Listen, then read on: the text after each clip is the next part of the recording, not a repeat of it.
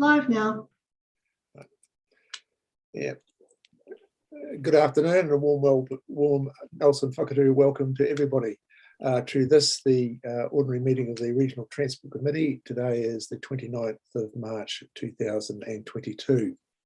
As is our custom, we'll begin with karakia, take the lead.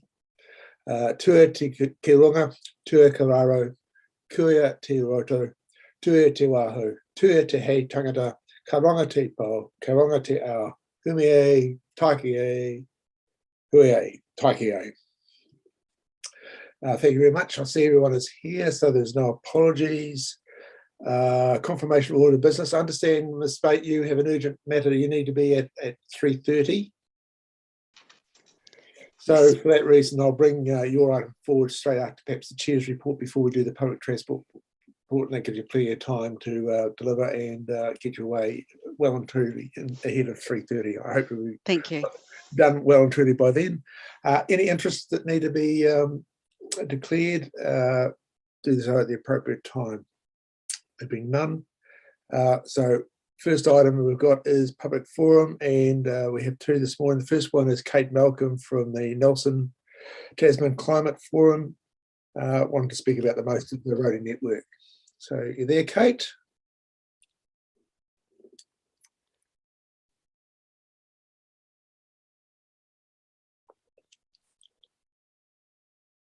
If you turn your mute off. Is that better? Yeah, that's great. Lovely to see you again, Kate. Likewise. Good.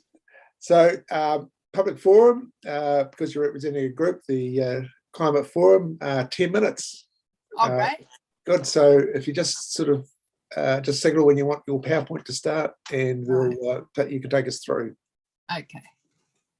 Is it tēnā koutou katoa or just kia ora? Is there only one person or more than one? We're all here. There's myself, there's Councillor Neil Stevens, Mayor Rachel Rees, Councillor Julian Edgar, and we're joined by Ms Emma Spate from Wakakatahi and Mr Liververtis, the Group Manager Infrastructure. Oh, great. Well, good afternoon, everybody. As your chairman said, I'm speaking on behalf of the transport group of the Nelson Tasman Climate Forum, a small group who meet fortnightly by Zoom, and we're joined every month by council officers who update us on their plans to get people out of cars and onto bikes and buses. We're very pleased with the direction the councils are taking, but very frustrated at the slow pace of change that we feel is desperately and urgently needed to avoid a climate catastrophe. We're happy that the new and enlarged bus service will be rolled out next year, but can't understand why bus passengers would have to wait 11 to 30 years before bus priority lanes speed up their travel. It would make much more sense for at least one priority lane to coincide with the new service. We just can't afford for these new buses coming from as far away as Wakefield and Motueka to be seen to be travelling empty or near empty. People who don't use the buses often mock them because they're empty of passengers. They resent seeing their money, whether paid in rates or taxes, wasted on buses that are not used. Empty buses are a very visible sign of failure. I think you'll agree. So in the middle of next year, you're going to lay on a bus service from outlying towns where people have already got their travel sorted. Driving suits them very well, thank you, and they see no reason to change. You must admit it's one thing to lay on a bus service, but quite another thing to get people to use it. And that's the challenge. For the climate's sake, we want people to embrace the new buses from the word go. We want people to wonder why on earth they would ever use their own car when there's such a reliable, cheap, friendly and safe alternative. It can't ever be faster because of the stops, but it could be as fast as taking your car. I was speaking to a commuter from Wakefield to Nelson who knows exactly how long his trip takes. He knows exactly how much his trip costs. He assured me he would take the bus if these two things were equivalent. So we want you to consider several ways of making bus travel as fast as car travel. None of these ways is expensive. They are the low-hanging fruit, small changes that make a big difference to the speed of bus travel and people's perceptions about buses. Firstly, and most importantly, we want an immediate start made on priority lanes for the express buses, those that will bring passengers from Tasman District into Nelson via Whakatu Drive, bypassing Stoke. Express buses have fewer stops and just aim to get passengers as fast as possible from A to B. We understand full-length priority lanes on these routes would be unaffordable and also not warranted before you know how well the new service will be patronised. Could you please put up my aerial photograph now?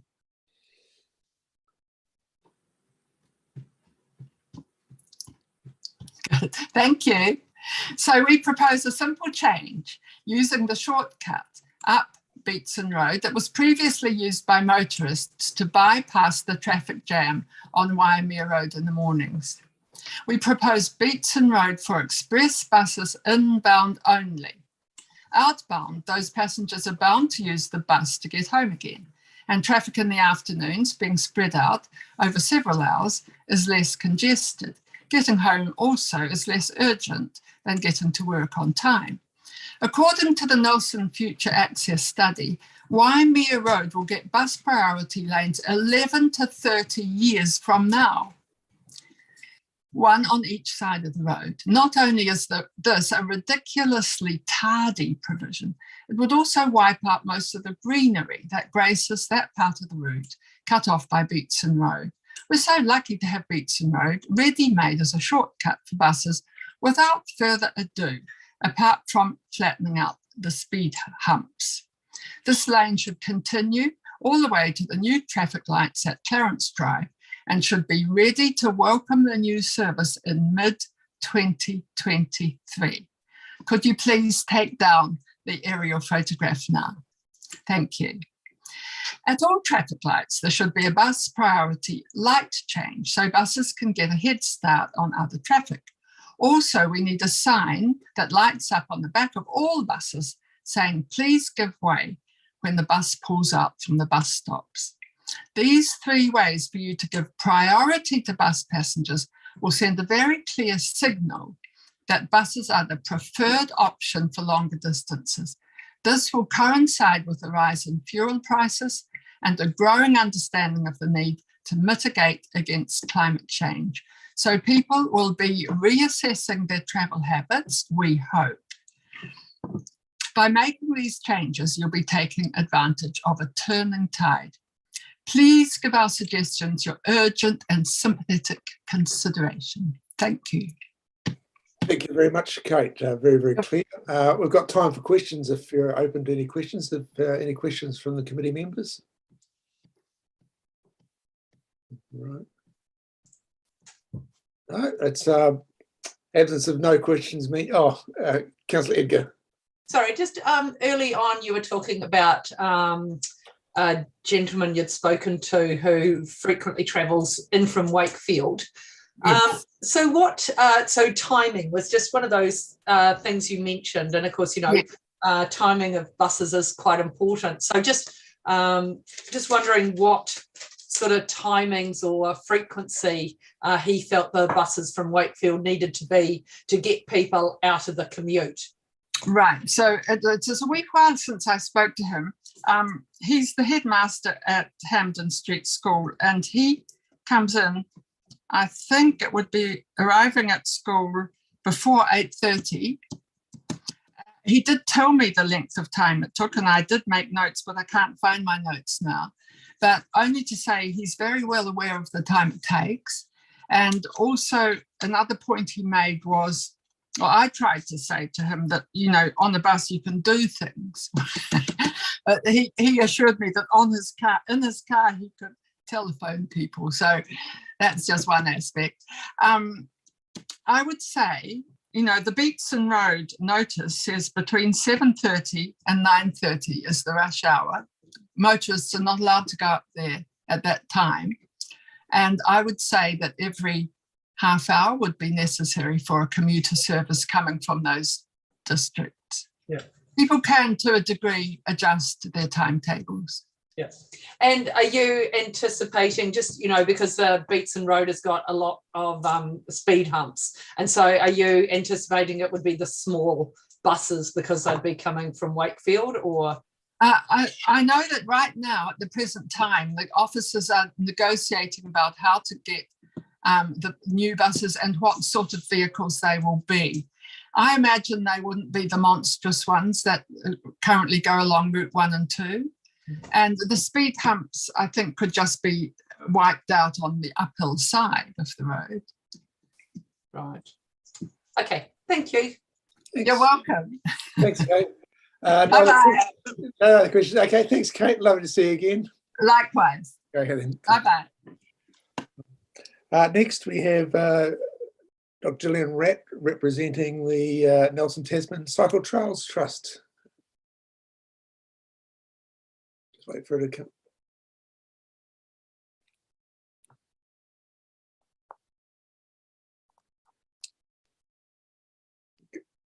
Good afternoon, Gillian.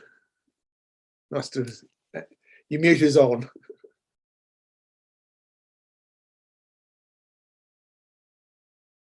Gillian, your mute is on.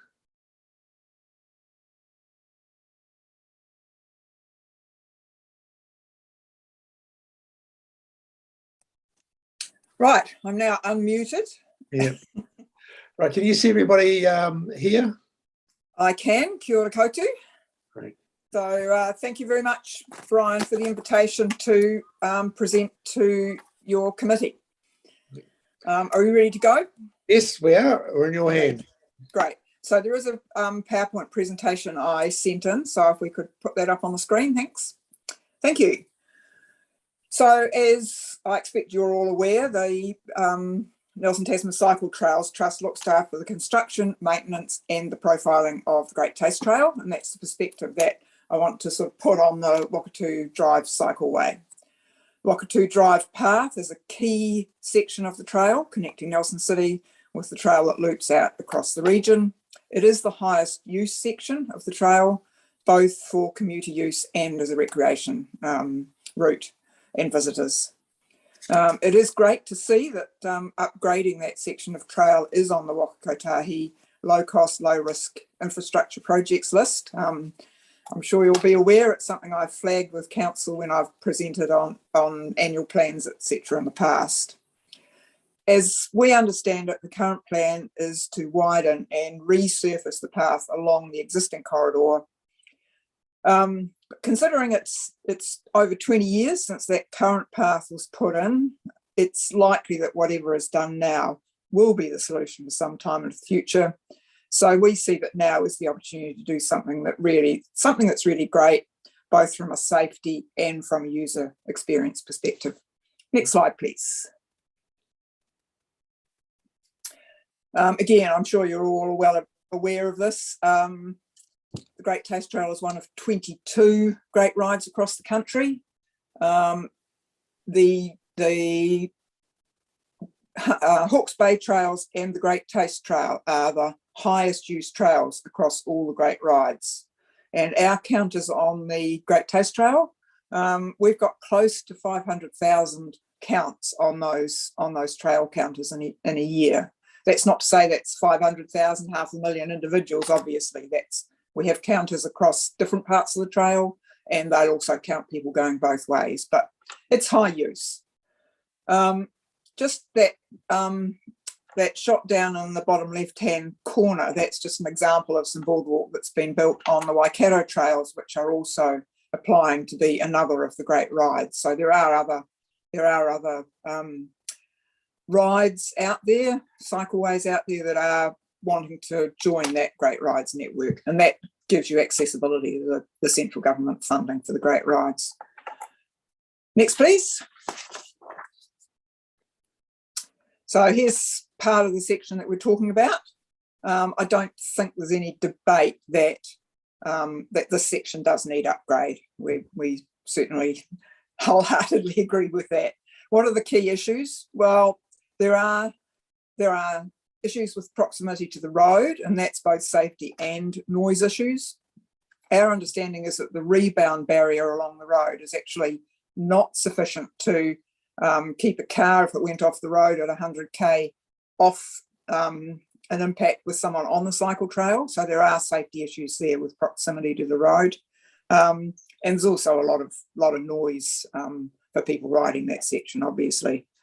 We do have anecdotal evidence also of stuff flying off vehicles and onto the cycleway. And one particular example that our trail manager is aware of through her connections is a case where a pipe flew off a vehicle, hit the wheel of a bike, and did significant damage. If that pipe had hit an individual, had hit the person, that could well have been at least a serious accident or even a fatality. So there are some issues with that close proximity to the road.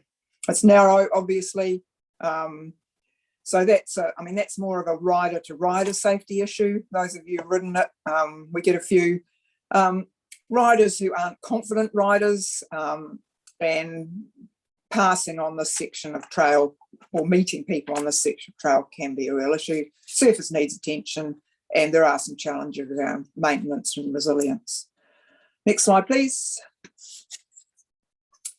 These are just some comments from survey comments. We both do a survey under the New Zealand Cycle Trails umbrella, and there's also comments on TripAdvisor. So it's certainly not seen as the most attractive part of the trail.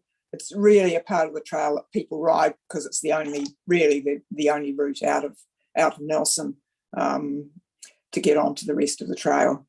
Next, thanks. So this is obviously an artist's impression, and this was a proposal that was developed and circulated by WSP, as you can see, in March last year.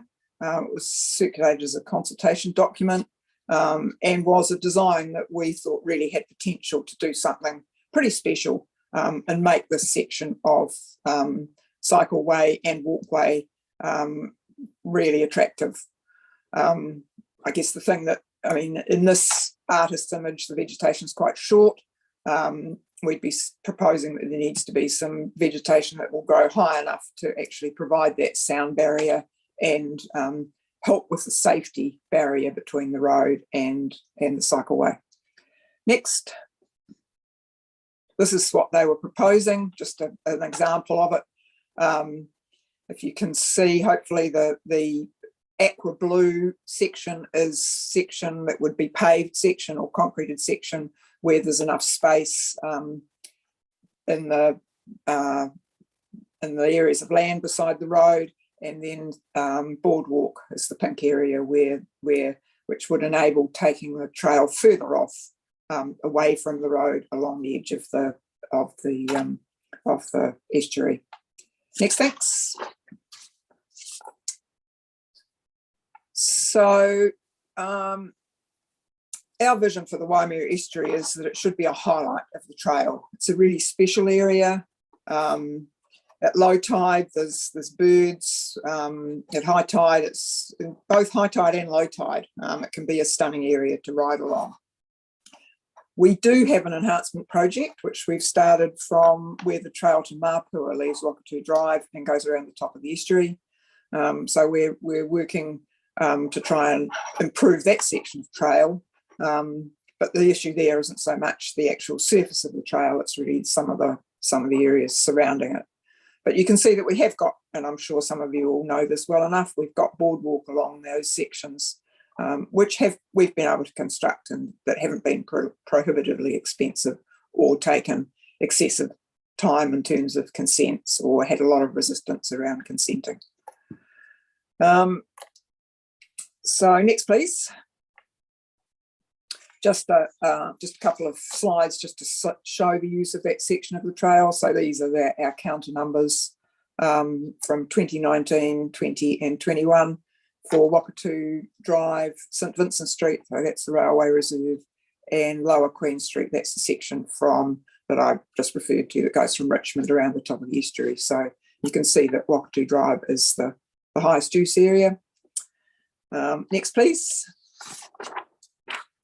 And this just shows the daily pattern of use, and it really shows that we've got both the commuter use and the recreational use. So the one on the left with the peaks at either side and another peak in the middle, that's weekday use.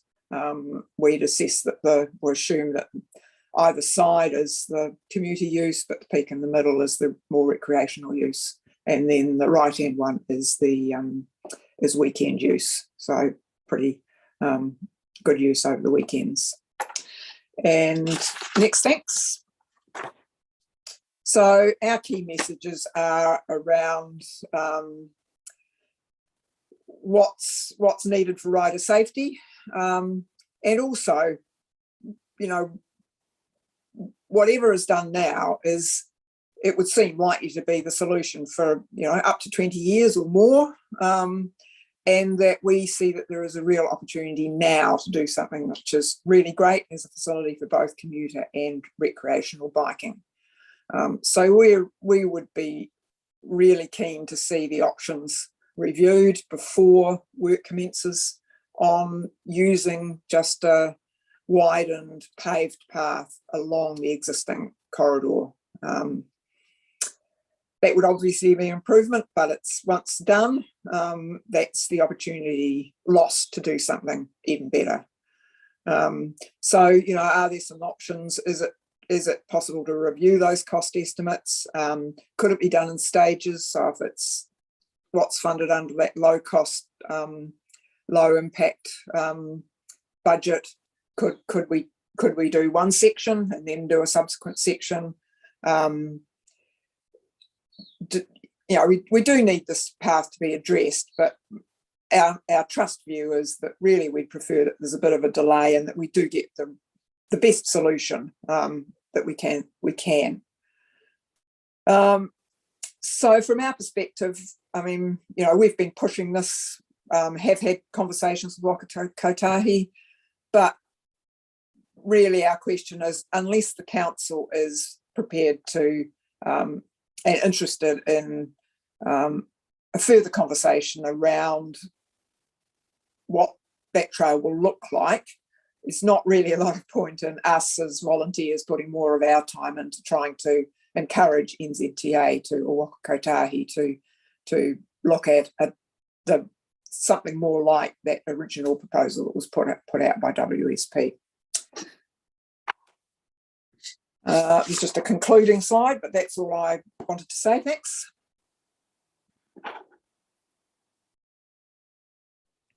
Thanks very much, Julie. I think it's pretty clear about what you're wanting.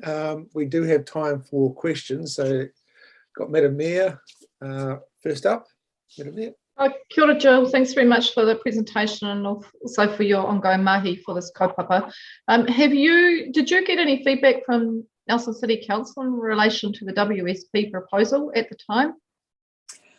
Don't think we had anything at the time. I have talked with and sent a copy of that WSP proposal through to some of the council staff. I know one of their concerns seems to be that there's also a need, and I don't disagree with this, a need to look at improved cycle access from north of the city, from the Glen, from Todd Valley.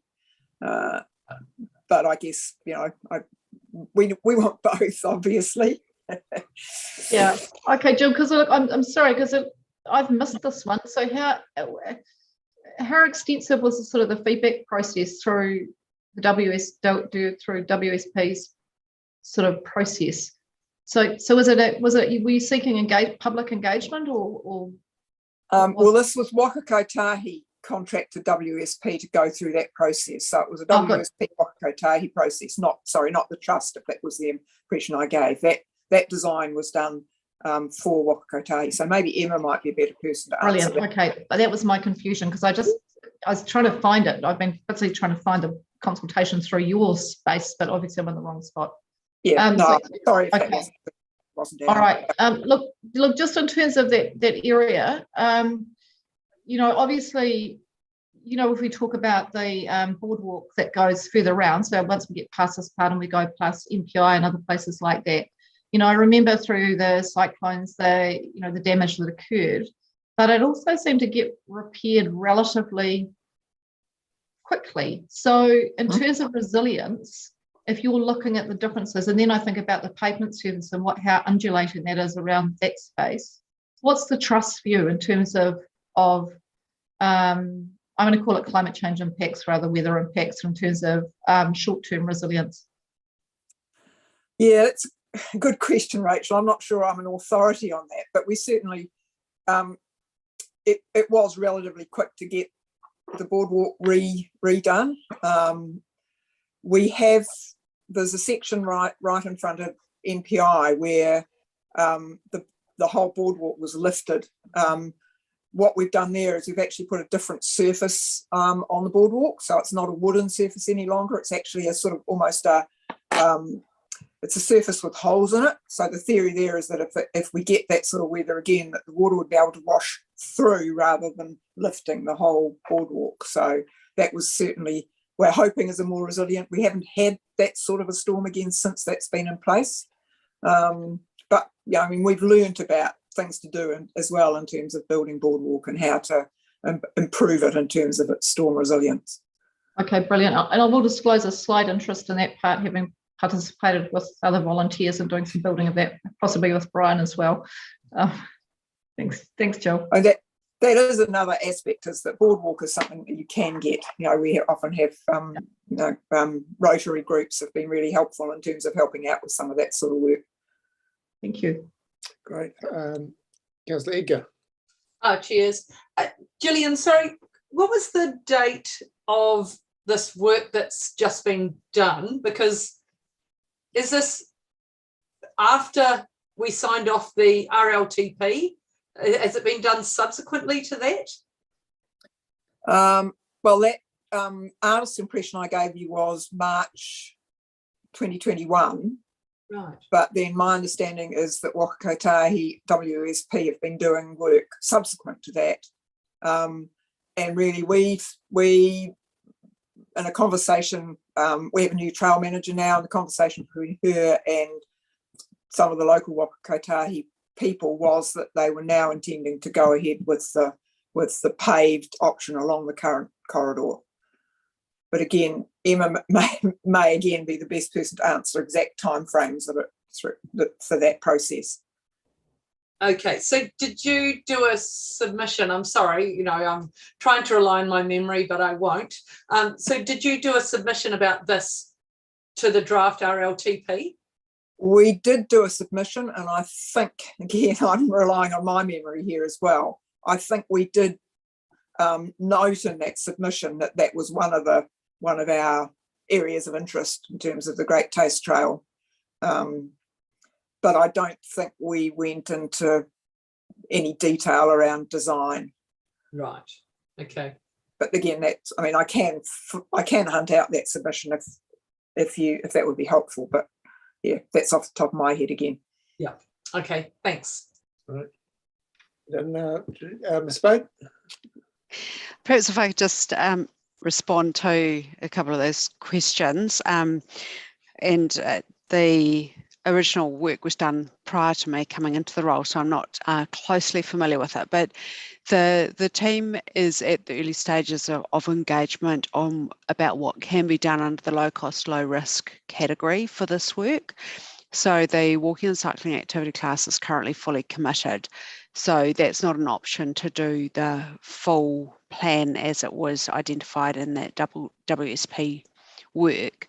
And because of the importance placed on actually upgrading the current surface in terms of keeping it working, that's the low cost, low risk can fund that component of work. But the team is at the early stages of engagement, so there's a bit more work to do to work through that. But doing the boardwalk proposal as WSP developed is certainly not within scope of the low cost, low risk funding.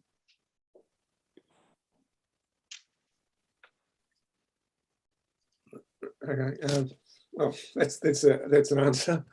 Did you? Perhaps I've got a question. What sort of you know a dollar value of what was involved with the work that was proposed, or the budget?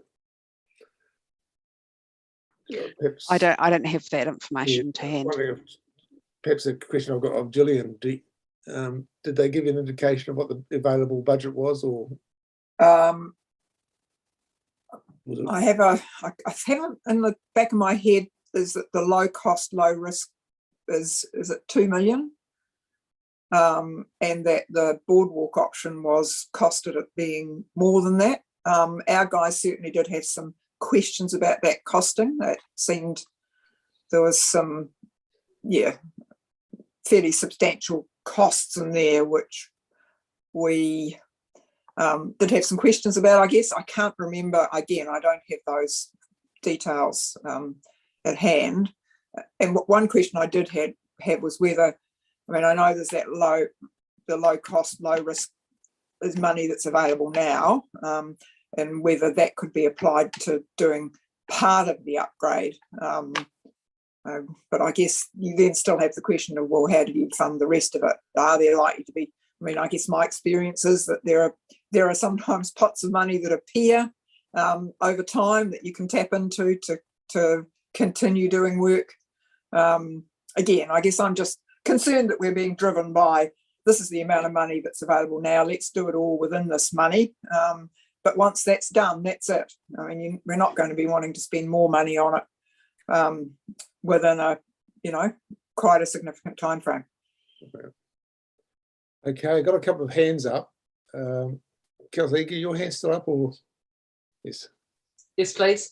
Yeah, and sorry, this is probably a question or a request for officers. So I'm just trying to have a look through the RLTP, and I don't see anything tagged specifically for the Great Taste Trail in here at all. That's using the search function of the word trail. So unless it's classified as something else, as a cycleway, then it wouldn't have come up. But I just wouldn't mind an update email on where this project sits, because if it isn't in the RLTP, is it then not a priority? Because I note that Marlborough's Whale Trail is actually listed in the RLTP. So yeah, I wouldn't mind a clarifying email from staff as to where this is at and what process or processes this needs to feed through if we were wanting to look at support for it. Okay, got that. Right. Perhaps a question from Spade, and then Councillor Neil Stevens. A couple of things just to clarify. The Whale Trail's actually got funding from, I'm not sure which source, but it's got funding from a different source than the NLTF, although it's still in the RLTP. In terms of low cost, low risk can't be done to bite off chunks of a bigger project. So it has to be done for a piece of work. If the decision was to only do the bigger project, it couldn't be funded through low cost, low risk. Okay, that's that answer. All right, Councillor Neil Stevens. Yeah, a question probably for Emma on the Waka Kotahi funding side of things. Are there other funding classes that this could be paid out of? I'm particularly thinking about its positioning alongside the state highway and whether it could be funded out of the state highway activity class. That was a no. Okay. Worth a shot. Yeah. So, right, a couple of questions for me. So this project would be a 100% Waka Kotahi project, would it? Or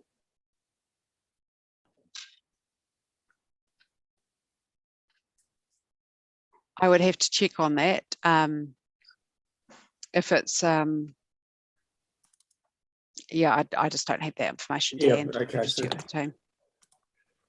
So I was just thinking if if it's a funding issue, is there a role for the council to consider funding some or part of the project?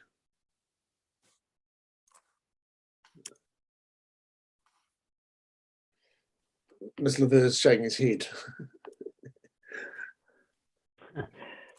So through the chair, this isn't a Nelson City Council project. This is a Waka Kotahi project. To the best of my knowledge, this isn't in the RLTP. Just to answer Councillor Judine's question, Yeah. And I'm unsure we would be putting funding towards a project that's not ours. But I stand to be corrected, but I don't think it is in the LTP, and there would be no reason for us to put money into a project that's not ours. Yeah, yeah, that's my recollection. I don't recall it appearing in any of our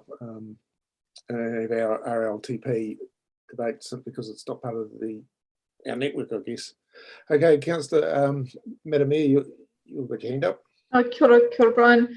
Look, I'm just wondering, I think I'm getting a sense around the table that we can see exactly why Jill's raising this today. And given how important it is as part of the wider network, so where this part's along the state highway, yes, and it's part of the, a broader network of trails, but it's also an area that's used extensively by commuters who are coming, recreational and commuter cyclists between across the region. Many people will come off this part and then go on to the network that exists within Nelson City that we do co-fund. I'm just wondering how we would have input into this in the first instance. So presumably it did come through at some point in our RLTP process. I'm very apologetic, Jill, but I just don't recall having a discussion actually around the potential solutions to it. So I can absolutely see why it's being raised, and I'm just wondering, is there an avenue if we can't revisit this today or through the current processes, because like Jill said, once it's done, and you won't, is it a time for a pause and a rethink? And I guess that's a question for Alec and perhaps Emma, is to go, have we overtly had a conversation about the options on this and the solutions, given it's part of a broader network? And that's always where I like to think around network thinking, because that's exactly what the sort of issue that leads to good transport outcomes. Because to be honest, I find this stretch, I know we're not supposed to give personal views, but I find this stretch of the Great Taste Trail diabolical. I feel unsafe. I find it unsafe, unpleasant, and it really detracts from what is an incredibly wonderful estuarine environment we should be celebrating in terms of our broader outcomes. So yeah, it's the disappointing part of the trail. Hey, thanks, Madam Mayor. A couple of questions for me. Gillian, you mentioned before something about Nelson North. What was that? That was referring to the cycleway beyond Clifton out to Todd Valley and towards the Glen. Right. I guess I'd just, I'd be concerned if it's an either or. I mean, I know you have, and you and Waka Kotahi, Councillor Waka Kotahi, you have budgets and there's only a certain amount of money available, but to me they're both important. Okay. And I couldn't but support our Mayor's comments. Thank you, Rachel. This is just it should be one of the best parts of the trail around, or not one of the, it should be. I mean, it's a special estuary. It's and it should be more than a piece that people ride because they have to get into Nelson, in and out of Nelson. It should be a section they ride because it's attractive and they want to. But enough. Yeah, right. I think it makes your point. I suppose what I can ask for is perhaps an update from our officers about where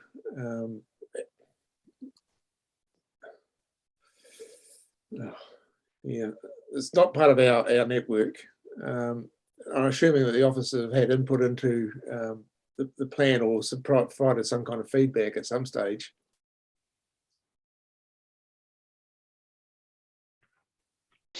We are just in the early stages of engagement on the project. And certainly low cost, low risk doesn't normally go through any other process because it's specifically set up to deal with projects that fall under that threshold. So we can certainly continue the engagement around what is possible. But I do think unless there's another funding source that's readily available, it's quite a big trade-off to do nothing when we don't have an alternative funding source. But we can have a conversation with officers and okay, then thanks. Madam Mayor. Yes, look, and I do think we need to have a look at that because it is, I do respect, Mr. Chair, it is part of our network because it's a network and it's connected up to our network. And this is about the collaboration between the different elements of how the network is funded and who is making decisions around it. But in order to have a network, you need bits at both ends of it. So I think that's kind of the part I'm looking at of going, you know, that's why we have the Regional Transport Committee so that we can have these collaborative discussions. So I think it's good. It's great that Jill's brought it here today. And I think the team just need to go away and have a bit of a think about are there any, you know, what are the trade-offs in trying to do something about this? And obviously Waka Kotahi will have some delivery requirements around, you know, the state of that piece of the broader network. But the opportunity here is, I'd be really disappointed if we didn't really push hard to explore options because it's it'll be a major gain to that to the trail. And when I look at the trails that are being developed around the rest of the country, look, we went reasonably early on this, but I'd have to say the investment that's going on throughout New Zealand and the quality of infrastructure that's supporting the trails, you know, it's really good. And this is a competitive space from economic development perspective. Cycle tourism is massive, and you know the return to the region is quite significant. So from an economic, you know, social perspective, there's some real gains to be made here. Again, also for me, it's about respecting the place that you're in, and we're now dealing, you know, some of the most vulnerable parts of our environment are our estuaries, and also some of our most beneficials. And so, from an identity perspective, the estuary is a key part of the Great Taste Trail. Where we do want people to understand how important those spaces are. And I know that's something that you hold dear as well through the roles you've had, Mr. Chair. Thank you. Yep. Okay, Councillor Edgar. Yeah, just a final quick question. Sorry, Jill, sorry if I missed this. Did you have thoughts? Usually the Trust has, you know, thoughts or access to other funding to support these projects. And also through your delivery model, I know your delivery model in Tasman, you're often able to deliver projects at a lower per kilometre cost, thereby, you know, that also supporting your financial contribution. Did you have, you know, do you know of any funding sources that may also be able to support this project? Yeah, thanks, Judine. Other funding sources are a bit of a challenge here because with this being Waka Kotahi responsibility, we can't match Great Ride funding with other central government funding. So we couldn't apply for, we can match it with local government funding. But yeah, that would have to be, I mean, if the council, I guess if the council was in a position to be able to put some added money in, could we try and get, not sure whether we could try and get any Great Ride funding matching that extra council money, might be worth a try, but certainly not to match any NZTA Waka Kotahi funding. Other than that, you're just going to the likes of, you know, Rata Foundation and whatever, and I think you'd be pushing it to try and get funding for a section of trail that is on the associated with the highway. We did provide some feedback into that plan at the time to WSP in terms of some options and you know, ways we thought that might be able to reduce the costs, and certainly happy to continue to engage in that conversation. Unfortunately, we lost our trail manager who had experience as a Thornton Hogan project manager, as his house got severely munted in the big floods in July in the Sound, so we've lost him. So we don't have, he's rebuilding his house, so whether he would have time, I don't know. But anyway, we're certainly happy to, have those conversations.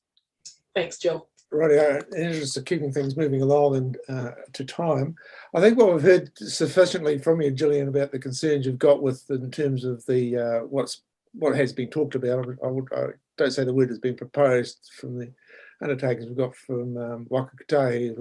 We're certainly in the engagement stage now, so there's an opportunity to have that further engagement and work out a solution that actually meets probably our wider needs, both from the city's perspective and also Waka Kotahi, and also in terms of providing an active transport network that's and economic development. So I think there's quite a few considerations to be taken into account, and I think there's probably further engagement and discussion between the officers, probably the step forward, and we'll look forward to an update probably in the near future. I won't say a definite date, but it's not like the work's sort of starting on the day after tomorrow and that's what you've got. We're a long way from that, so we'll keep the engagement open, keep those discussions, and work out a solution that meets all our requirements. Okay, thank you very much. Great. Thanks. Thank you, Brian. Always a pleasure. Thank you for the opportunity, and thanks everybody for your engagement. Yeah, thanks. Yes. Good. Rightio. In terms of keeping things moving along, that concludes the public forum. We're now on to the confirmation of the minutes of the meeting held on the 6th of December. It's a relatively short meeting. I'll just bring it up. I think this is pages 5 to 9 on your agenda. Someone that was there happy to move that they're a true and correct record. I've had Councillor O'Neill Stevens move, seconded. I'll second. Any discussion or debate? There be none. I'll put it. Those in favour, just green tick.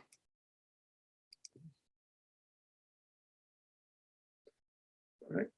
Carried unanimously. Next is the Chairperson's report. Take as read. I spent most of yesterday on the South Island Freight Forum. There were a series of presentations from various sector groups. Probably a bit early yet. The officers have taken back that feedback and will come up with a report in due course. So that was yesterday, the Freight Forum. Don't really have anything else I need to add in the Chair's report. So I'm happy to move it, at least received. Madam Mayor. Kia ora, Brian. I just was on a Zoom call with some other mayors yesterday, South Island mayors, and there was obviously some discussion around coastal shipping and ports and other matters. And I just, I presume it was from that meeting. I didn't want to interrupt them to verify that, but it seems to make sense. So I just want to make sure that those discussions, that we've got Port Nelson fully engaged in that discussion. Are you able to reassure me that that's happening? No, I can't. Yeah, I can't give you that. It's what they did was they got the various sector group, and I'd have to say that they had the acting CE from the Littleton Port Company talking about their plan. And when we came back to the feedback sessions, we reiterated that it tended to be ignored the interests of other ports around the South Island and behaviour that seems to be the status quo of competition between the ports. One of the points I did labour was we're not about to get rail, so it's either road transport or coastal shipping are really the only two realistic options in terms of freight transport. Air transport was sort of out of scope for discussion, so I did labour that point that we do have a port here that is open for business, and we would. I think that's part of thinking, and also with the coastal shipping network, was a recognition of we seem to be at the behest or at the beck and call of the international shipping lines, who do skip around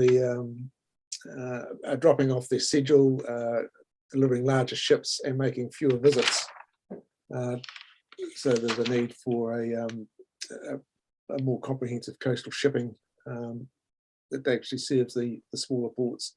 So the situation in Nelson is probably no different to the likes of the Timaroos, Port Chalmers and Bluff. But the answer is no, I don't think they did engage with the our port company.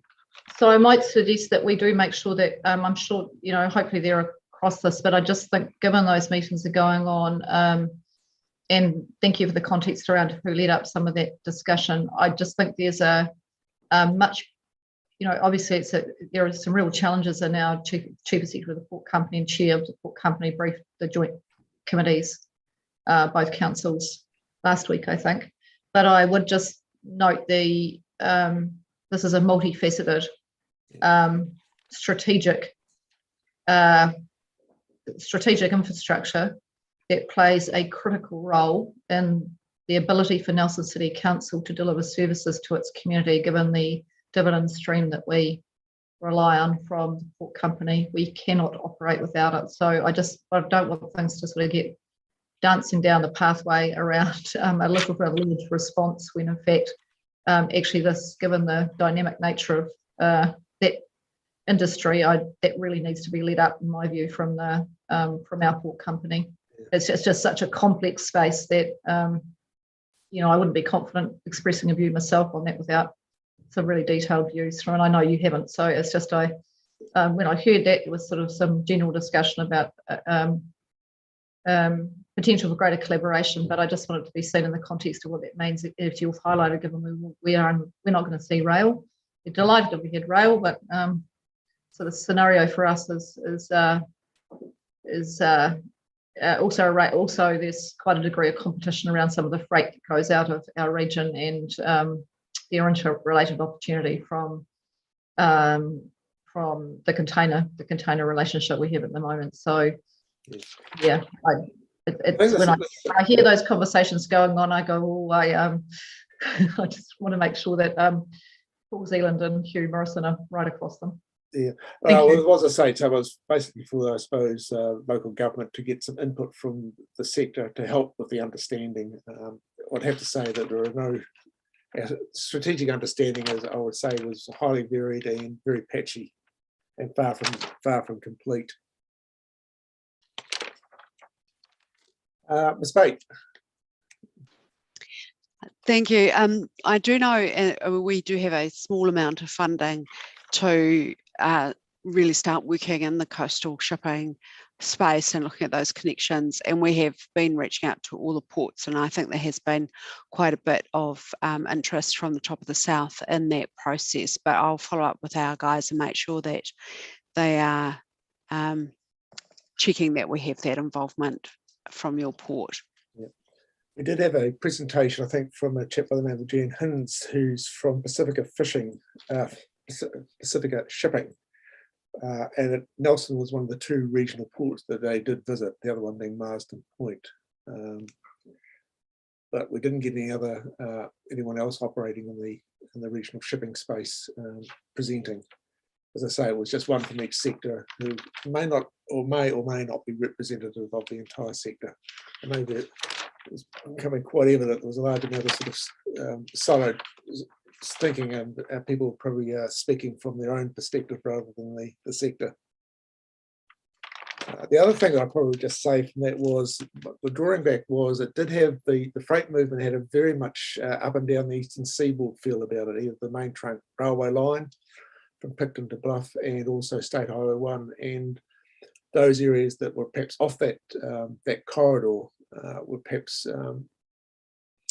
didn't quite get the priority that I think we did need, and I think it was shared with my colleagues at TDC, is that the Nelson Tasman region was one that was missed out. The West Coast, well, it's got the Midland line was another one, but also Northern, Southland and Central Otago was another part of the region that seemed to be left out of the freight equation.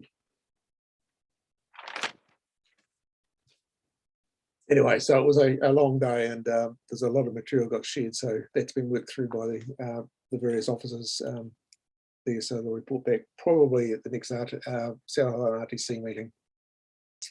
So I'm happy to move that my report be received. Thanks, Councillor Neil Stevens. The second, any other discussion or debate? There be none, I'll put it. Those in favour, just green tick. Thank you very much. Carried. Next item on the agenda is Ms. Bate, the Waka Kotahi update. Thank you, Chair. I should just share my screen.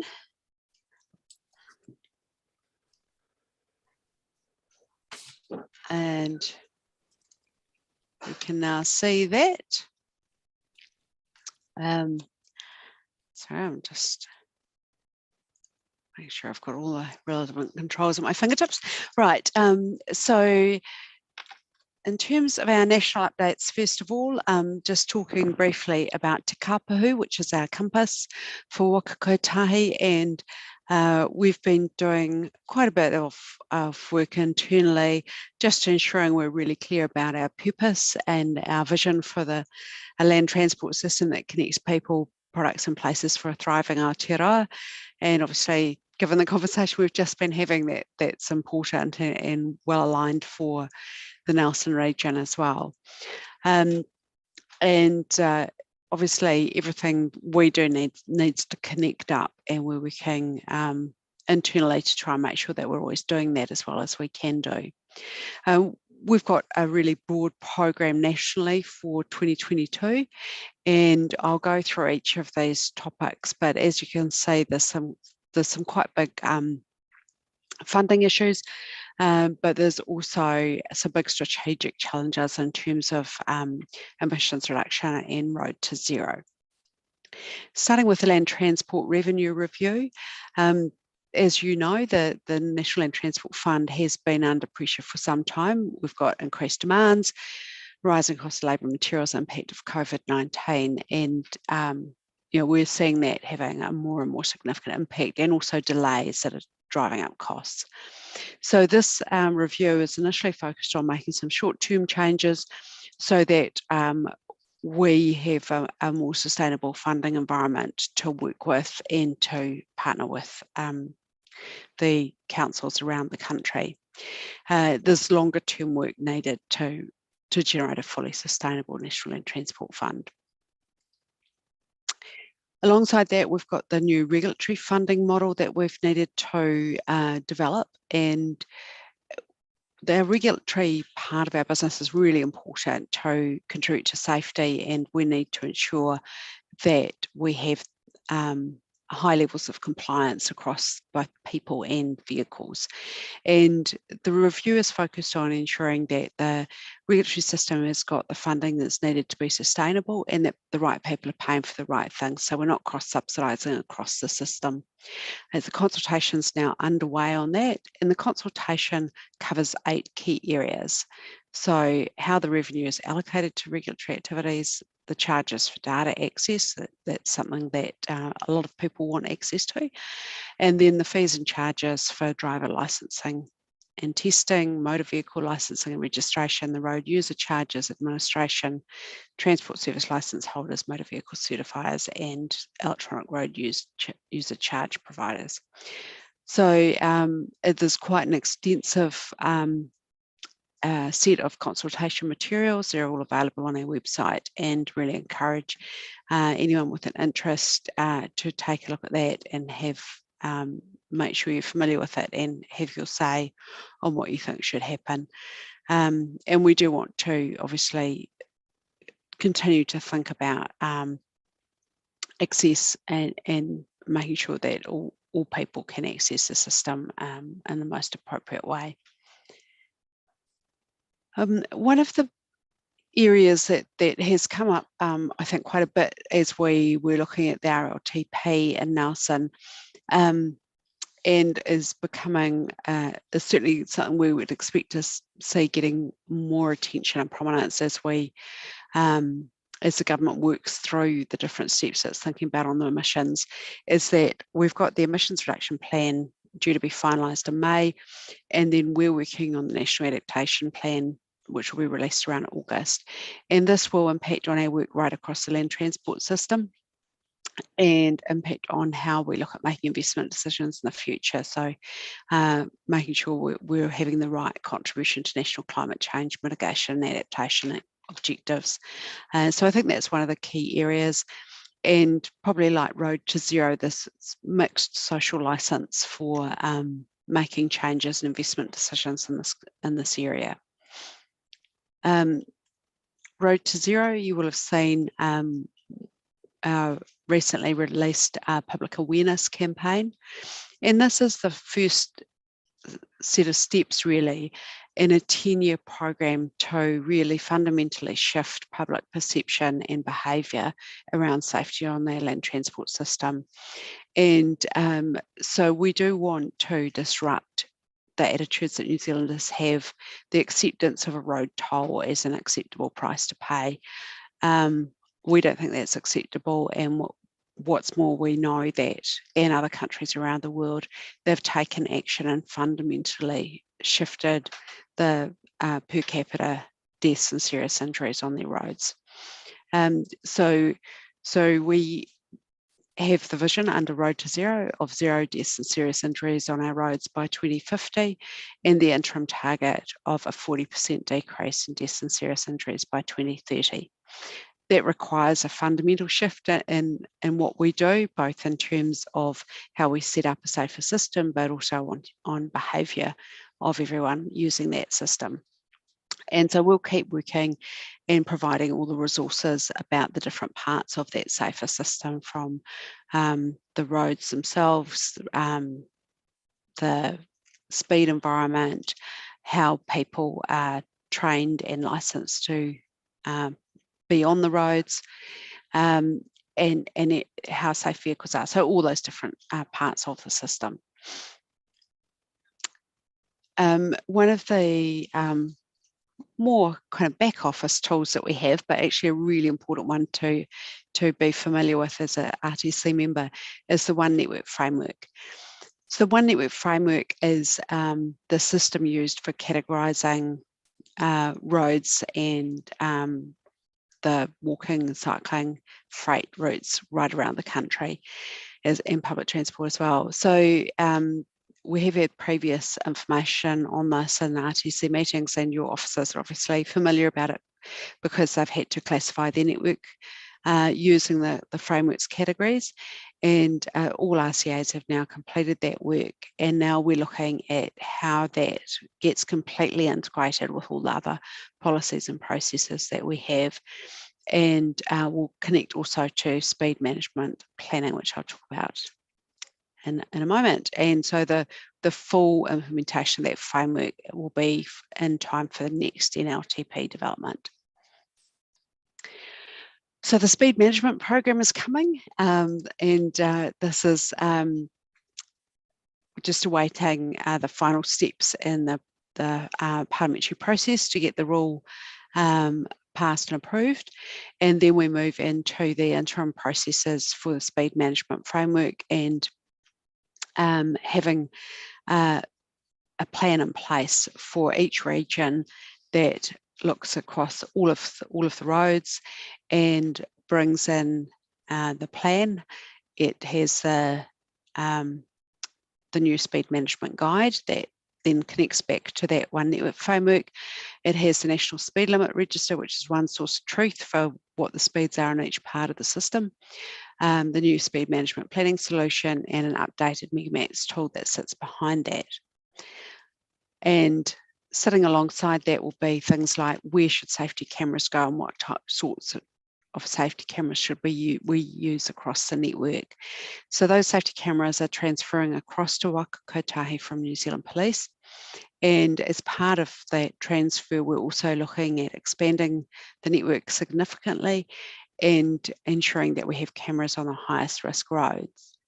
And that in doing that, we really do want to be working in close partnership with each of our regions and bringing together all of the different information that the councils have, that New Zealand Police have, and that we have, and then identifying those locations and being able to think about how each each of the parts of the system are complementary. So ultimately, if we can get in the future point-to-point cameras, we might have those on certain types of roads, and then we would have static cameras, mobile cameras, and then police deployment, all working to reinforce that our safe speeds are important, and we expect people to adhere to them.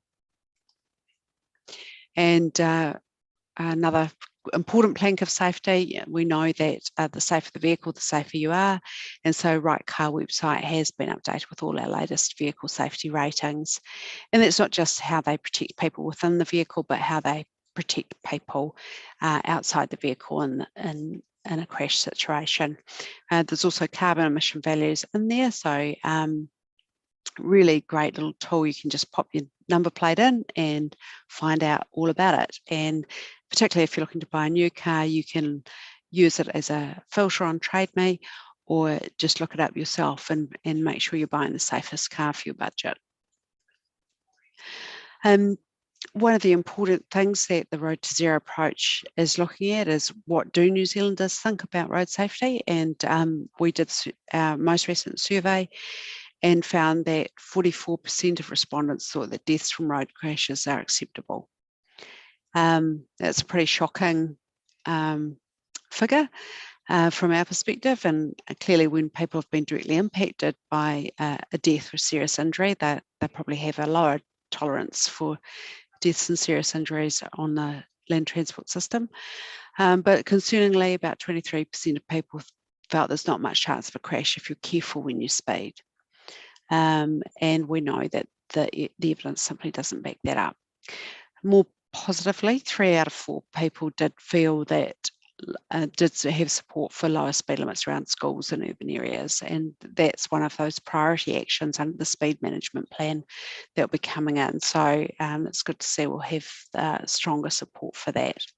So we'll be keeping on doing this report every year so we can monitor it and see if we're having a positive impact on changing people's attitudes, because that's a key part of changing people's behaviour. So I might just pause briefly there before I talk through the Nelson specific updates in case there's any questions on what's happening nationally. Councillor Edgar. Yeah, just a couple of questions. The public awareness campaign, and there was a poster. Can you just tell me what that means? I don't actually understand. It takes to get to no one. It takes everyone to get to no one. So that's, if you've seen the advertisement, right? Well, you can, it's on our website. It actually goes through all the different people and parts of the system that have a role to play in reducing harm on the road network. So the ad is all about everyone has a role to play in reducing harm on the road network. Okay, and it's already been launched. Yes. Okay, this is the first time I've seen it or heard of it. So okay, all right, it's been launched somewhere. Excellent. Yeah. So there were 2 advertisements. The first one is called Toll Booth, and it has a toll booth on the side of the road. And the second one is it takes everyone to get to no one, and that's the one that looks at the part everyone can play. And both of them are on our website, so you can go and have a look at them. Yeah. Yeah. No, I'm just thinking about where people might see them, because people don't usually trawl websites that often. So, you know. No, they've been extensively. If you go on Facebook, social media, news media sites, they're placed on all of those. They've been in newspapers and they're on TV as well. Yeah.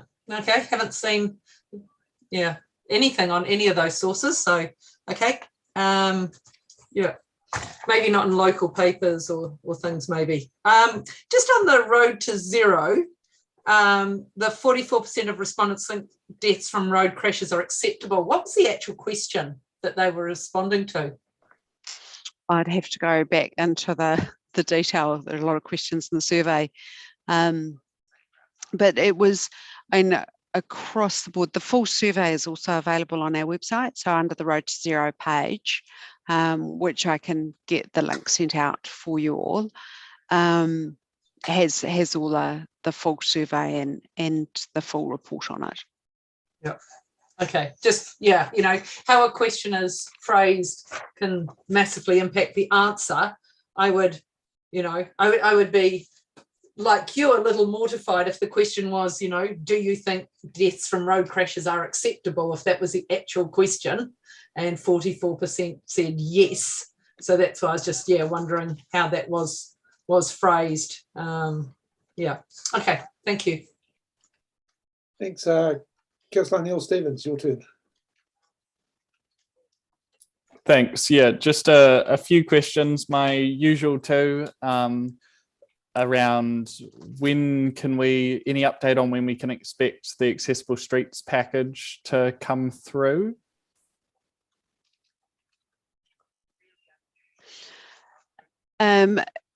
I don't have the exact dates. The first round is due to come out very soon, from what I understand.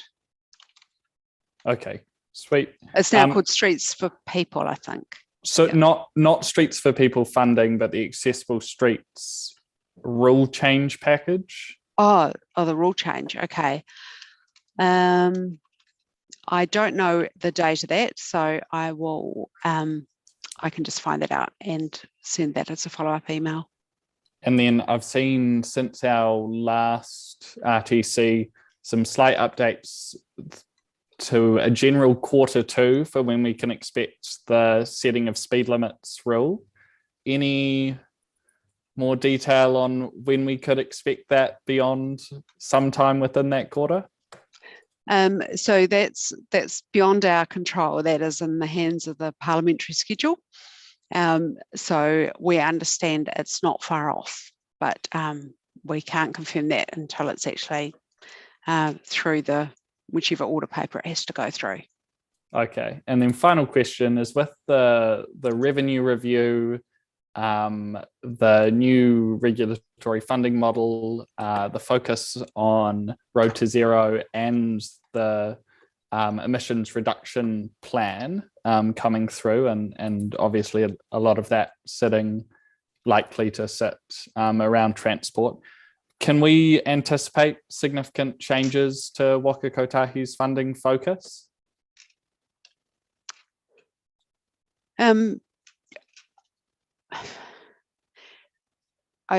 Obviously the government policy statement is what will determine our focus and prioritisation, and so that's not due for another year or so. The government will start its consultation process on that, and it's a very big system that has, as you know, the ongoing maintenance and upkeep of the existing system is significant and is obviously very important to communities all around the country.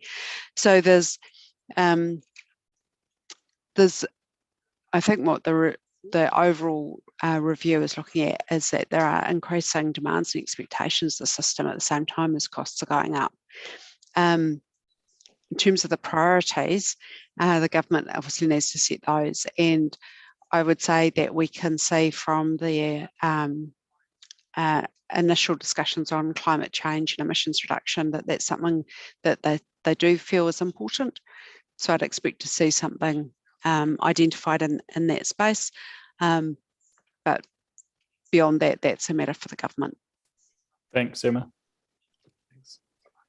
I think that's I haven't got any other questions, so okay, I'll come on to the local picture. So this is a picture that you're probably somewhat familiar with, that we've been through some quite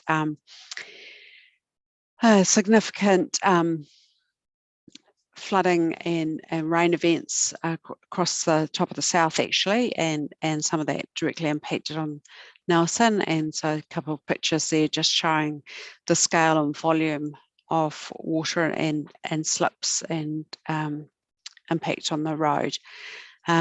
Teams worked really hard and put in a lot of hours to get that back under control, which was fantastic. Just on Nelson Future Access, the council obviously endorsed the final business case, which was fantastic, and the DBC was then endorsed by the board, Waka Kotahi board, in December, and now we're looking through that process of obtaining funding for the various projects, and some of those, in line with the earlier discussion, some of those can start to progress under low cost, low risk and our normal activities. Others require a more significant investment and therefore a more structured investment process to support them. And I know there's been a lot of interest in the Rocks Road component and how quickly we can move on those. So we are actively looking at that. And as I mentioned earlier, the current activity class for walking and cycling is fully committed. And then what happens is we get to the end of the financial year, we look at where those projects have got to and whether they are proceeding in the same shape as originally envisaged or whether there's been changes, and whether that means that there is more capacity available and we could look to start other projects. So that will happen around August of this year. Other regional updates, obviously there's been quite a big program of maintenance. So Pelorus Bridge, the Hongamoas and Whakatū Drive, and across the border through Richmond, the Richmond Deviation medium barrier as well, which you would have seen, and obviously a number of people who live or work in Nelson would have seen that. So that's a really important safety improvement there as well. And we've got more reseals coming as well. So getting those through while the weather's good. Also just over the border, the Richmond PBC is going to Waka Kotahi board in April for their endorsement. And that's a really good part of the strategic picture for the region. So it connects up really well in terms of the Nelson Future Access as well, and shows a really complementary regional network and support for public transport, walking and cycling, which obviously benefits everyone in the region. That's the Richmond Deviation, which I've already talked about. So some of the specific things within Nelson Future Access, obviously I've already covered Rocks Road, Bisley Ave, Tahanui Drive's southbound lane reinstatement. So we're looking to do the design for that in the winter months, which is when we'll also do the engagement with affected businesses and then be sharing information and designs and so on later in the year. We have had a number of questions from people recently wanting to know technical bits of design, safety audits and all of those steps, and we haven't done those yet. So once we do those, we will of course be sharing those with the community, because we've heard the questions and concerns that they have, that we really need to provide the assurance that we've fully tested and checked those processes. The Tahunanui Parkers Maori signals are again working to obtain funding for this project. And the speed review will be looking in terms of how we coordinate with Nelson, so that we're doing that as part of an integrated approach to the system, which doesn't mean it won't happen. Won't necessarily be delayed forever, but it's also saying, let's make sure that we're working in a really consistent way across the region so that it makes sense for everyone. Some of the low cost, low risk infrastructure, as we mentioned earlier, there's the Whakatū Drive shared use path widening, and we're in that early stage of engagement on that project. So I think if we will continue to talk to the interested parties about that and with council, just to confirm the best way to proceed. State Highway 6 Muritai Street pedestrian crossing improvements, again that's moving into the design and construct, and Tahunanui Drive and Annisbrook Drive pedestrian refuges design and construct. So all important steps as part of getting to the future network that's safer for all modes. Just some more emergency work. So it's the February event, just showing some of that work. And obviously we have quite deep channels there to try and protect the road. And again, they need further work and enhancement as we get more of these weather events. So that's my update. Great, thanks, Emma. We appreciate it. Opportunity for questions, Councillor Edgar. Yeah, so I'm going to delve into the weeds a bit, and so literally, so as you're aware, we've had quite a few concerns raised about the weeds. I know a lot of them have been taken care of now, but certainly not all of them. And it's not about the aesthetic. So I know for a lot of the roundabouts, they're already raised. And with the weeds growing probably hip high for me, it's actually quite a visual impact for people being able to see cars coming at the roundabouts. So I was told that it was because of changes to the safety requirements. However, I was also told that they were set by Waka Kotahi. So please feel free to correct any of that information that I was told that is incorrect. But surely in setting new safety standards, considerations of what do we do would have to have been taken into account, and what impacts that would have meant to levels of service, because levels of service are about safety of drivers.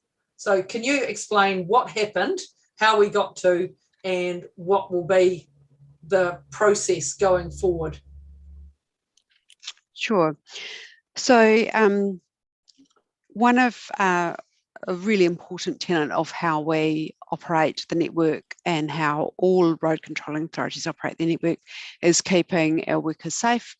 And part of our commitment to safety is that it's not acceptable for anyone who works on our land transport system to be hurt or killed while they're at work. So that is it's important for us, it's important for all the contractors who work for us. And so as a result of a number of deaths that occurred where road workers were killed at work on roads and roadsides, we did make changes to traffic management systems and our safety expectations.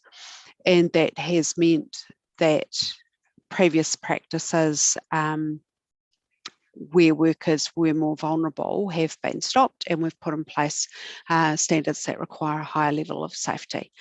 Now, the impact of that is that it is more costly and things take longer to set up and take down, and therefore that impacts on what you can afford to do. And so we have to work as efficiently and effectively as we can in terms of making our money go as far as it can while keeping our workforce safe.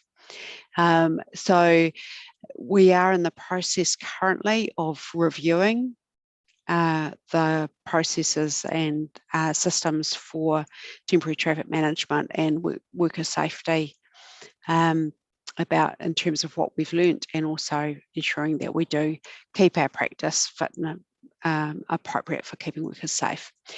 So that's definitely a part of what we do. And so we prioritise our work and both our planned and responsive work to activities that are about safety on the network. So targeting either regular maintenance or reactive maintenance to things that are most likely to cause a safety risk to people using that part of the network, with their drivers or otherwise. So that does mean that things like roadside weed maintenance, rubbish collection and other things have a lower priority because they don't generally have a direct impact on safety for road users. In the case of roundabouts, while people often like to have that direct visibility over and across a roundabout, the actual design of a roundabout is to encourage people to slow down and to look carefully for their oncoming traffic. So a number of roundabouts are actually designed so that you cannot see approaching traffic across them, to force the drivers to actually look right more carefully and slow down, and therefore decrease speed and be safer on entry to the roundabout. So for us, we're quite clear that firstly, that our worker safety is a priority for us. Secondly, that where we put our investment will be prioritised day-to-day in our maintenance and responsive work to safety of road users. And that wherever possible, if we're having to, if we're doing works on a corridor, and that enables us to then put a team through to do roadside maintenance, get on top of weeds, tidy up rubbish, and do all of those other things, that we definitely encourage our contractors to be doing that at the same time as they're doing other works. Okay, so I guess I'll follow up on that. So firstly, it's not simply about seeing over a roundabout, it's just actually about clear visibility. If you're in a far left lane, being able to see vehicles coming round to your right-hand side. Maybe if every driver indicated or was in the correct lane, we may not have some of these issues, but visibility at roundabouts actually is important, and it's not about cheating and seeing over the top of them. So, we need to remember some people are shorter than other people. For a lot of elderly people, it's actually really quite hard already to see. And so the weeds were very concerning for them. So are you planning to consider then having different surfacing for them so that there is less maintenance? It might cost more in the short term, but significantly less in the long term, so that you don't have those ongoing issues. And that's certainly something that we can consider. I don't know that we've universally said that we won't have any plantings or things like that. I mean, there are certainly different treatments, and internationally different treatments, and that's something that is part of the sort of ongoing approach to what is the most appropriate way of, if we concrete over everything, that's quite a lot of embedded carbon, and often having a planted area can actually help to manage water better in terms of runoff and so on. So there's a balance of things that are looked at in those designs, but certainly in areas that could cause ongoing concern, that is a factor we could be looking at. Okay, yeah, and I mean, I think, and I mean, I think the options could be quite different as to whether, it's an urban environment or a rural, whether it's the side of the roads which doesn't, necessarily impact visibility versus those areas where it does impact visibility. And remembering that some of the areas, or certainly in Nelson, because, sorry, I'm talking about Nelson, certainly within Nelson, some of the contracts extend into the urban area. And not just into the state highway area. So it's also pedestrians trying to cross roads and trying to see cars as well. So yeah, there are more elements to it. And so, it definitely needs further review. Mm-hmm. Thanks. Any other questions? All right. Any other questions from committee members? Just a quick one for me, Emma. Just the detailed design for Te Huna. When's that likely to? When are you likely to be able to give sort of Te Huna, those people in Te Huna, an opportunity to have a look at the design, and perhaps the opportunity to have some input or comment on what's been proposed? So I don't have a date for that. I don't. The team will work through that, and certainly once we have a date, we'll come back. And we've had a number of contacts. Obviously, we'll be working with officers in the council, and we've got a number of groups representing the residents and the affected businesses there that we will be looking to engage with. So we'll certainly be giving council a heads up and working with you as we do that. Great, thank you very much. I'll leave it. Madam Mayor. Kia ora, Emma. And look, I'm really sorry to come back on this one. I just do need to kind of, and we're back in the weeds, I just need to impress on the amount of feedback I received as mayor on this issue, and the efforts that we put into ensuring that our region is welcoming, inviting, looking like a place that is cared for, particularly during the holiday season, that actually, you know, it's on the gateway to the airport. There was genuine real dissatisfaction with what the state of some of those high profile intersections. And you know, when it gets to the point where members of the public are so frustrated that they start to initiate their own cleanups, and I think we've got to factor in what is the overall safety issue that we're dealing with here. And I fully understand around the worker safety, and I'm totally supportive of the fact that we need to look after people while they're at work, but we need to find a better solution than what we had over summer. I'm fully, drive a highway network reasonably often in the rural environment and watch the weeds along the side of the road. But it is when we're investing in public art, public infrastructure, gateway sculptures, all sorts of other things. It just feels really out of step with what we're trying to create. And I absolutely respect your comments about the carbon issues around concreting across this, and we certainly don't want to see that either. So we're in the process of starting our urban greening strategy.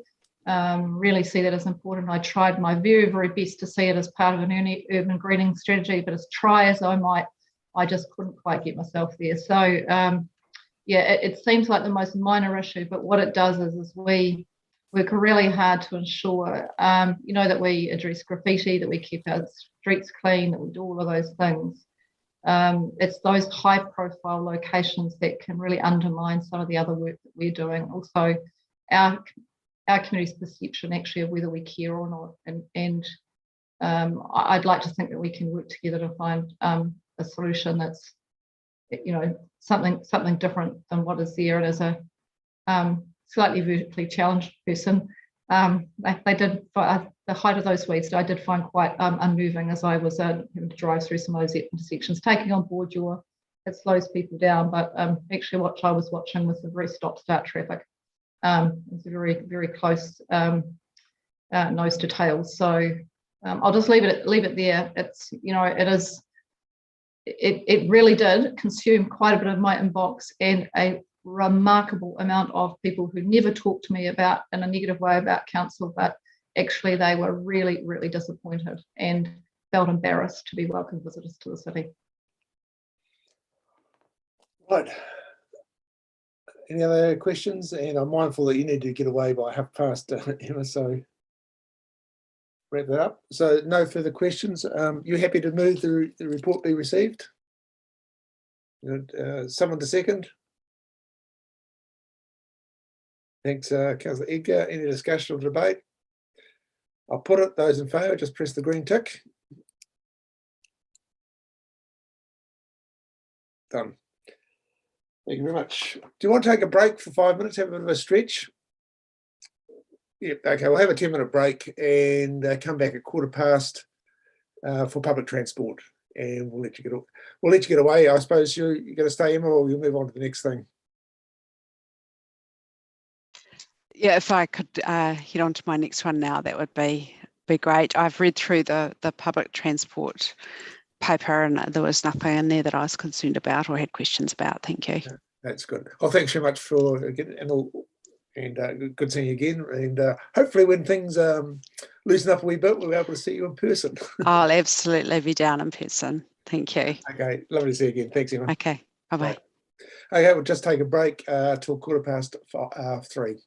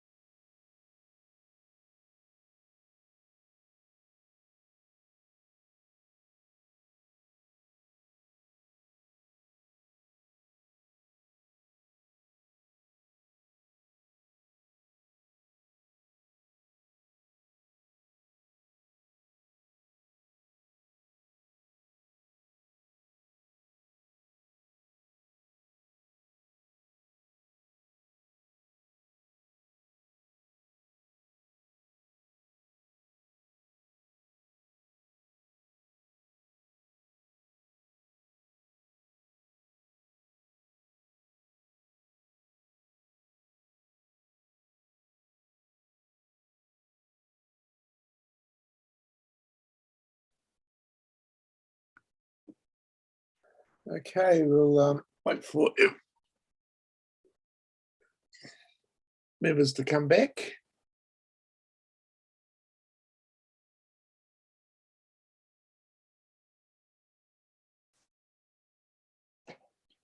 Right, welcome back.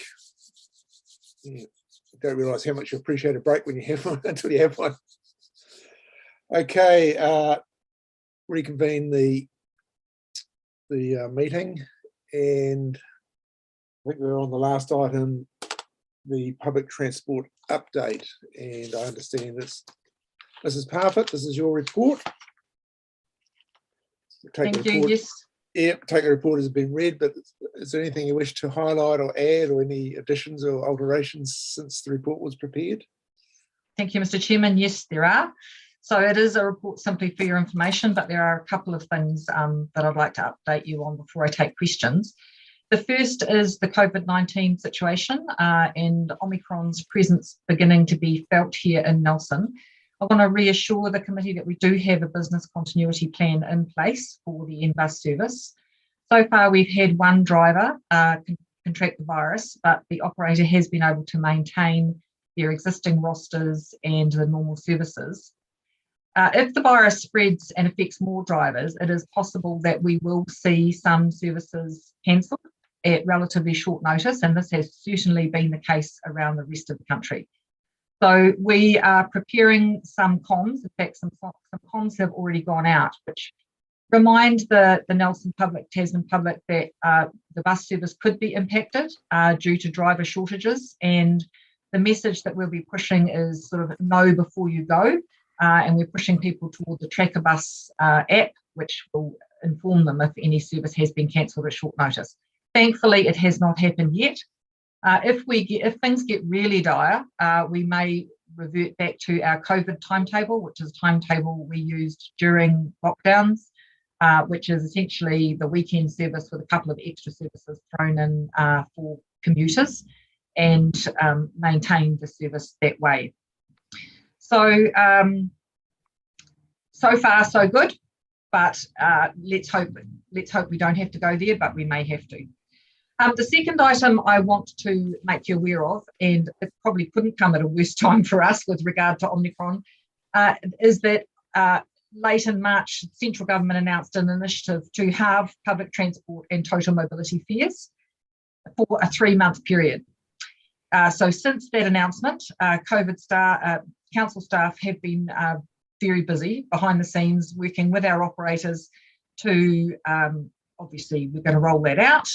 It's 100% paid for by by central government, not actually out of the NLTF. But we've needed to make some changes to the software for B-Card and for RideWise so that the patrons get the full benefit of that 50% fare, and we are We're preparing some comms around that now. So the half price fares apply from the 1st of April, so that's Friday, until the 30th of June. As I said, central government will be paying for any foregone revenue 100%. They're also going to assist with any direct communications costs that we incur to make sure people have got the message. But what they won't do is pay for any overflow buses. So the risk that we run in Nelson is that at peak times we do have some buses that are quite full. And if we suddenly get an upswing in patronage, there is a risk that we could end up with very, very, very full buses. And of course, they have loading certificates. So we're doing some messaging around that. We want to make sure that people know they can get back on board. Our patronage is currently sitting at around 65%. It has dropped a bit from pre-COVID levels, but at peak times, the buses are still quite full. So the messaging that we will be pushing there is be flexible. So B as in B-Card, WBEE, and encourage people to travel off-peak wherever they can. So with total mobility, the subsidy does apply 50% up to the cap. So let me give you an example. It's a little hard to understand. Our fare cap in Nelson is $30. So in the past, a $30 fare was 50% paid for by the scheme and 50% paid for by the passenger. Under the new scheme, it will be 75% paid for by the scheme, 25% by the passenger, and anything above the cap, anything above $30 is 100% paid for by the passenger. We have put the message out to all of our total mobility agencies who are reaching out to their memberships to make sure that everybody is aware of that. But I have been on calls with Waka Kotahi, and there's some major comms rolling out tomorrow with radio, print advertising, and locally we're putting posters on the buses as well as contacting our agencies. So the software changes are being made and being tested today. It's been a very busy time since the announcement was made, but I'm pretty confident that we are ready to go on Friday with the half price fares. And with regard to the rest of the report, I'll just take it as read as the chairman suggested, and I'm happy to receive any questions. Good. Thanks, Mrs. Parfitt. Yeah, very comprehensive report. So open for questions. Councillor Edgar. Yeah, firstly, so essentially what I'm interested in is the intersection between those 2 points you've just raised, because we've just talked about half price fares and we may have additional people wanting to use the service, but we also talked about there may be less buses and a reduced service. So how do we intersect the comms? Because there's a national comms message that's going to be going, yeah, use the bus. And how do we make sure that our local bus message gets through? Because, sort of saying, be prepared or whatever it was, also relies on a form of internet. And whereas I know swathes of elderly people who be prepared is checking a piece of paper. So how are we managing this and this intersection of one thing that says use more and the other one which may be potentially there are no buses for you? Through the chair, that's exactly it, Councillor Edgar. It is a challenge. Now, the announcement was made nationally at very short notice. Waka Kotahi themselves got 2 hours notice that this was going to happen. So, and we are not the only council in this position. So a lot of the other provincial councils have got near capacity at peak times and run the same risk as we do. Auckland, on the other hand, patronage is way down and they are absolutely trumpeting this half price with their Get Back on Board scheme. They've got massive media, but a lot of the provincial centres are in the situation you've just described where we run a risk. Look, all we can do is communicate that off-peak travel is preferred, and if you must travel at peak, the reality is we may have reduced services if the driver shortages hits. It's not ideal. I am the first to say this is not ideal, but it is a situation we find ourselves in. We will be sharing any short notice changes with our customer services centre. Tracker buses is the preferred thing that we'll be pointing to people to, but we know that not everybody uses tracker bus. So CSC will be kept updated with any changes as well our after hours call centre. Okay, and so just in those reduced timetabling, if that was to happen, so does peak hour and school times remain unchanged? What are the impacts on peak hour and school times? Through the chair, so that's what we call our COVID timetable. So it's the weekend service with extra services, including the overload buses that we currently fund. We won't be adding additional overload buses. They will run as they need to. Yeah, and that includes school times. Correct. You know the buses that correct. Students. And I think this is a little anecdotal, but a lot of the older people who aren't internet users would be travelling off peak using their Super Gold cards anyway. Yeah. Okay. All right. Thank you. Yeah, Councillor Neil Stevens. Thanks, Brian. A few questions on the report, Marg. Firstly, looking at the bus specifications 4.9 and the discussion of starting with low carbon and phasing in a zero carbon fleet. What would be the timeline for that? Through the chair, look, that will. We're still working through the detail. and it will come down to what we receive back from operators. And we're still working through, well, what does the supply chain for electric buses look like? They're going to be hard to procure in the time that we need them. We would have some parameters around that, urging people towards zero carbon, but the E5 and E6 standard buses are very close to zero emission anyway. They're very, very low emission. The detail of that I can't answer today. Thanks. And then just obviously in line for the contract renewal, we're due to be progressing sort of some of those hard infrastructure upgrades around bus stops. How's that looking? Are we on track?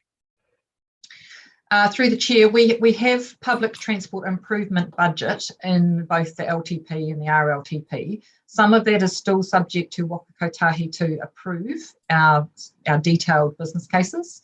So the timeline, there's still some discussion to be had, but we have done the groundwork to know where we would like to put our super stops, if that's what you're referring to, and then we'll just have to place them and prioritise them as Waka Kotahi release the budget for that to happen. Thanks. And then just finally on the fares policy, will that cover options like implementing weekly fare caps or free weekend travel like places like Waikato and Christchurch have implemented? Through the chair, we're still waiting on the national fare policy to be finalised, and we will take our lead from that, but that is certainly the place where we would put that kind of thing. So we're certainly looking at a flat $2 fare with the introduction of the new service. If we go to things like a monthly cap or free travel, Waka Kotahi are pretty clear that they aren't supporting free travel at this stage, but we are interested to see what comes out in the budget after this 3-month trial with reduced fares. The fare policy is where that sort of information would sit. With regard to fare caps, that's also strongly linked to where Project Next is heading. So that's the integrated fare and ticketing system. So there's still a little bit of thinking to be done about how we would do that nationally, consistently. Thanks. Madam Mayor. Well, thanks, Margaret. Mr. Chair, I probably want to ask some questions just around the bus contract timing that would go to commercial negotiations. So I'm not in a position to do that in public. I'm wondering if we would be able to move into confidential business at the conclusion of the public items, just so I could allow us, Mrs. Parker, some questions in relation to that. Yep. Thank you very much. I've got a few questions I want to ask too, but I'll just see if others ask them and that they can be dealt with in public. You got any other questions, Madam Mayor, or is it you deal with it? Back to you, Arahan. Thanks. Yeah, just one more question, just because you brought up the next project. I believe that Christchurch is first in line for that rollout. Where are we advocating to be towards the front of that, or do we have any sort of advocacy within Waka Kotahi for where we'd be best positioned to sit within that rollout? Through the chair, I know that we do have an officer, Mrs. McLeod, on the governance group for that project. Exactly where we sit, I'm not sure. I don't think we're near the front. They'll do the metros first. But, we also want to get our money's worth out of B-Card. It was an interim solution that we've only had for 2 years, and I think that it was planned to be 6. So there's, I think we want to get our money's worth out of that. And I would imagine we're in the tail end third of the rollout, but Mrs. McLeod would have a better idea of that. That's it. A couple of questions from me, thanks, Mark. Just in terms of the bus routes, so looking at 4.2 to 4.4 report, how refined are you with the finalisation or the definition of the routes? Mr. Chair, we're probably a week off the final. We need them final to populate the contract or the tender specification. I think 4.2 gives you a pretty good idea of where what our thinking is for the route down to the airport. Yeah. And there's also 4.3, which does touch on the fact that for now we're going to stay on Main Road Stoke and not go down Nayland Road, simply because we can't get round the corner by the Turf Hotel. So they're close to final, and within, I would imagine, a week, we will be populating a tender document that will have more detail. Yeah, so confirmation is you've still got Route 2 going down Muratai Street and back out onto the turn into Annesbrook Drive? Mr. Chair, the Route 1 and 2, we said, I think, earlier on, we will keep that on Muratai Street, and it will come out at Parkers Road. We look forward to signals going in there, which will speed things up. Yeah. So yeah, that's where we're sitting at the moment. Oh, right. So no, I was at Tahuna a week or so back, and that was the exact question was asked of me. He says, "Oh, is this bus still going down Muratai Street?" So I'm not sure how widely known that is in the Tahuna community. Okay, the next one is the, as you're aware, a Pets on Buses trial. And I think I've shared all the feedback I've been getting with you. Where are we at with that? Mr. Chair, it's a trial. So we allowed it, and we sort of haven't had a huge uptake, but it is working for some people. I've also received some feedback similar to yours. I think that a container can be quite cumbersome. And what does one do with a container when one gets to one's destination?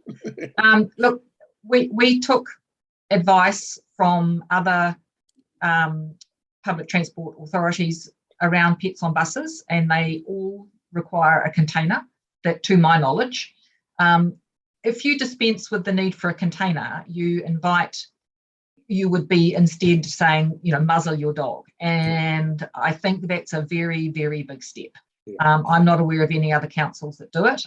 I'm not sure that everybody would welcome larger dogs on the bus, and if you dispense with a container, you might not just be talking about dogs. So it's a bit of a can of worms, no pun intended, but there are containers on the market that are transportable. They're available online. I've looked them up. They're like a little shopping trolley. And for now, it's still a trial, and it will remain a trial until such time that we tender the new contract. We didn't put an end date on that trial. Okay, well, that was probably the question I got to. So the trial will continue, and we'll just still welcome any feedback that we're getting. No, that's fine. Any other questions that you might want to deal with in public?